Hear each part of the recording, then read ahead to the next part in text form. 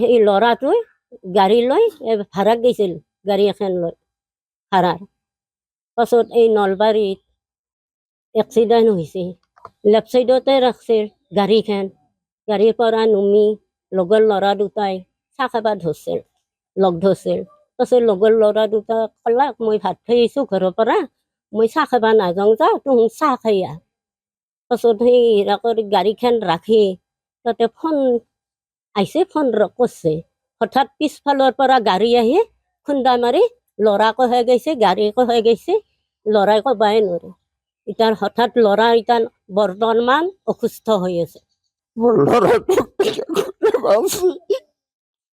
গাড়ী লৈ যাওঁতে মুখ্যমন্ত্ৰী কিবা সহায় দিলে ভাল আছিল। এতিয়া এই কসমো হস্পিটেলত আছে। এতিয়া আমাৰ মাটি ওলাই একো নাই বিক্ৰী কৰিব, কি আমি চাম। এতিয়া আমাৰ গাঁৱৰ মানুহখিনি অলপ সহায় কৰিছে, গাঁৱৰ মানুহখিনি যথেষ্ট সহায় কৰিছে, খাটছিও। গতিকে তেওঁলোকে মানে অলপ এখিনি হেৰি কৰিছে, মানে সেয়া কিবা লোন চোন লৈ মানে হেৰিত আনিছিল, ইনষ্টলমেণ্টত আনিছিল।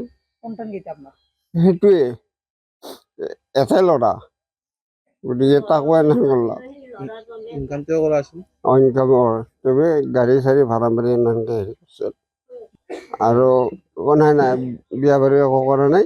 আৰু ময়ো এনেকৈ হাজিৰা চাজিৰা কৰোঁ, সেনেকৈ ঘৰখন নাই কিবা কৰি চলি আছোঁ।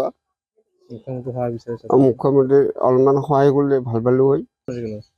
কসমো হস্পিটাল গণেশগুৰি তাতে আছে।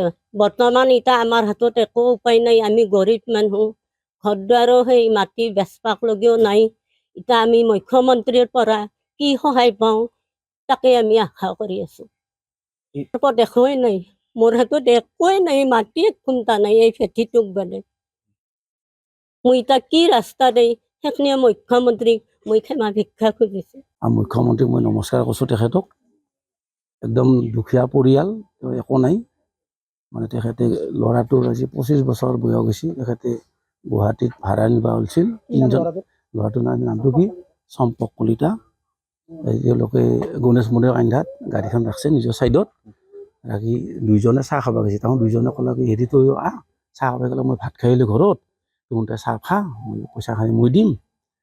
পিছৰ পৰা আহি ফোন কৰি পিছৰ পৰা আহি একদম মাৰি খুন্দা মাৰি ঠেং দুখন এখানাতো একদম কাটব লগা হৈছে। হাতখন কেইজানি দেখা পাব, আমি ফটোত দেখাই দিম গোটেইখিনি আমি।